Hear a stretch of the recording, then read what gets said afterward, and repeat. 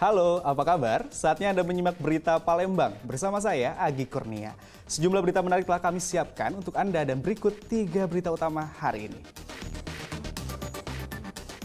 Seorang santri dianiaya oleh tenaga pengajar. Korban dipukul sebanyak 3 kali pada bagian wajah.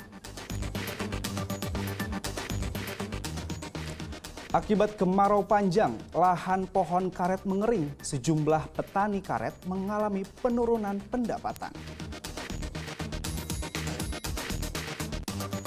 Kebakaran lahan di Ogan Ilir tak kunjung usai. Kali ini api membakar lahan seluas 2 hektar.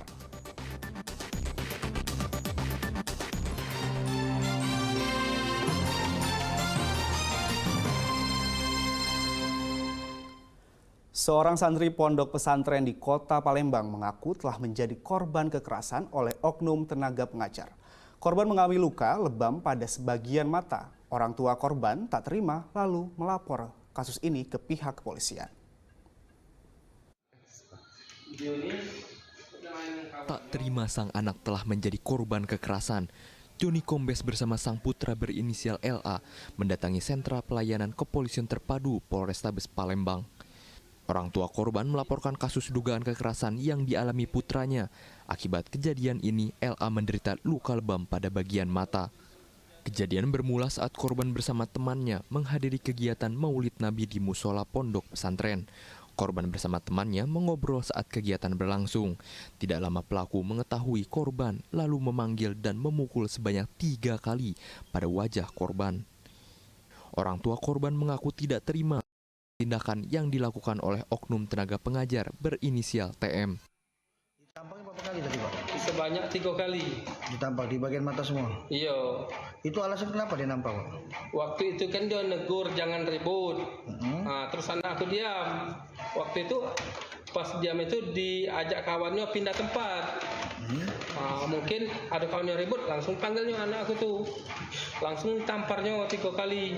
Langsung ditampar. Iya. Oh, berarti dia nuduh anak kita ribut ya gitu? Iya, waktu itu. Guna kepentingan penyidikan, korban pun diminta melakukan visum di Rumah Sakit Bari Palembang. Sementara pelaku dalam waktu dekat akan segera dipanggil polisi untuk dimintai keterangan atas kasus ini. Dedi Irwansyah melaporkan dari kota Palembang. Kasus ledakan selongsong peluru di Dusun Tebat Sari, Ogan Komering Ulu Timur masih dalam penyelidikan polisi. 2 dari 4 korban masih menjalani perawatan di RSUD Oku Timur. Kedua korban belum bisa dimintai keterangan oleh pihak kepolisian. 2 dari 4 korban ledakan selongsong peluru di Desa Tebat Sari, Ogan Komering Ulu Timur masih menjalani perawatan di RSUD Oku Timur. Keduanya bernama Sukamto dan Bambang Rianto yang membawa tas berisi selongsong peluru. Meski kondisi kedua korban sudah membaik, namun pihak kepolisian belum dapat memeriksa keduanya.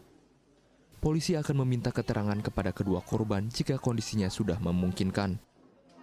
Ini juga masih kita dalam penyelidikan dan juga untuk yang membawa barang ini sedang dirawat intensif di Rumah Sakit Umum Daerah Martapura, Oku Timur. Jadi saat ini kita masih melakukan pendalaman dan juga saat ini sedang menunggu sampai memungkinkannya dari korban khususnya yang membawa barang tersebut untuk bisa dimintai keterangan. Ledakan selongsong peluru terjadi di tempat pengumpulan barang rongsok di Dusun Tebat Sari, Ogan Komering Ulu Timur pada Rabu sore pekan lalu. Akibat ledakan membuat 4 orang terluka termasuk pemilik tempat rongsok. Polisi sampai saat ini masih terus menyelidiki dari mana asal-usul selongsong peluru didapatkan. Dedi Irwansyah melaporkan dari Ogan Komering Ulu Timur. Akibat kemarau panjang, petani pohon karet mengalami penurunan produksi hingga 50%. Turunnya produksi karet karena pohon mengering dan tidak menghasilkan getah. Harga getah karet di pasaran pun masih sangat murah.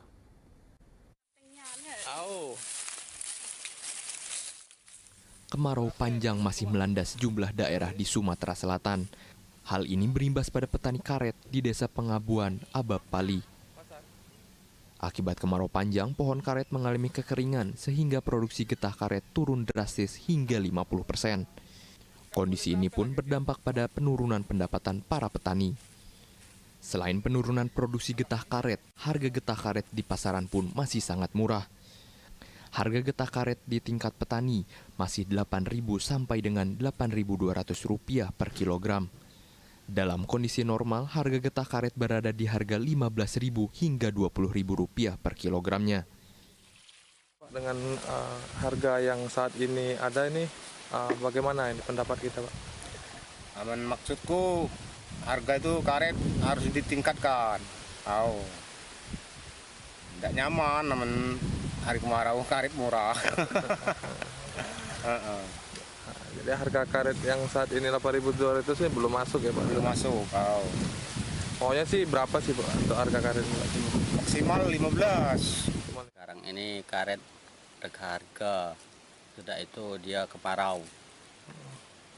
Kemarau ini apakah berpengaruh dengan hasil karet gitu, Pak? Pengaruh, Pak.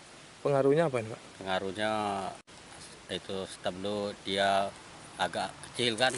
Kalau minggu kemarin seandainya 50, datang ke minggu besoknya pula nurun lagi 40 kayak itu. 40. Nah, terus Pak, untuk harga yang kita jual biasanya di harga berapa ini, Pak? Iya, kalau kita jual itu ngeluar itu sore, nimbang pagi kan itu harga ada 8.000 sekarang ini. Tidak tahu kalau besok. Petani berharap kemarau panjang dapat segera berakhir sehingga produksi karet mereka bisa kembali normal. Jika kondisi ini terus berlangsung, petani sulit bertahan mengingat biaya perawatan kebun karet cukup tinggi. Dedi Irwansyah melaporkan dari Pali.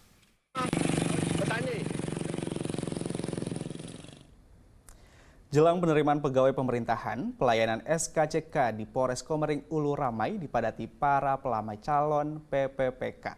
Pembuatan SKCK kali ini 2 kali lipat lebih banyak dari biasanya. Beginilah suasana pelayanan surat keterangan catatan polisi atau SKCK di Polres Ogan Komering Ulu. SKCK menjadi salah satu syarat untuk mendaftar calon pegawai pemerintahan dengan perjanjian kerja atau PPPK tahun 2023. Seiring dengan pendaftaran calon PPPK, unit pelayanan SKCK pun meningkat. Jumlah pemohon SKCK meningkat 2 kali lipat dibandingkan hari biasa. Jika di hari biasa pemohon SKCK 30 hingga 40 orang, kini menjadi 100 orang per harinya. Hal ini dikarenakan para pelamar CPNS maupun calon anggota Polri wajib membuat SKCK. Kalau biasanya kan kalau untuk melamar pekerjaan paling 30, 40, ini sampai mencapai 100 dalam waktu 3 hari. Apakah ada perbedaan proses pembuatan SKCK, P3K dan biasa umum? Nah, jadi kalau untuk pembuatan SKCK khusus untuk P3K, PNS atau pelamaran Polri, ya kita khususkan mereka wajib ke Polres. Jadi tidak, kalau untuk pekerjaan biasa saja kita di 11 polsek kita libatkan. Pelayanannya sangat memuaskan, sangat bagus, cepat juga lah.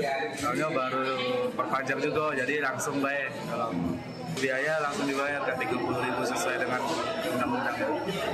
Sesuai dengan pelayanannya? Sesuai. Jadi SKCK-nya sudah bisa ditunggu ya? Iya, sudah bisa ditunggu, jadi cepat prosesnya, sudah sampai 30 menit. Peningkatan pemohon SKCK di Polres Ogan Komering Ulu ini diperkirakan akan terus berlangsung hingga pekan ini. Sementara di tahun 2023 ini, kuota penerimaan PPPK di Ogan Komering Ulu berjumlah 572.496 kuota. Dedi Irwansyah melaporkan dari Ogan Komering Ulu.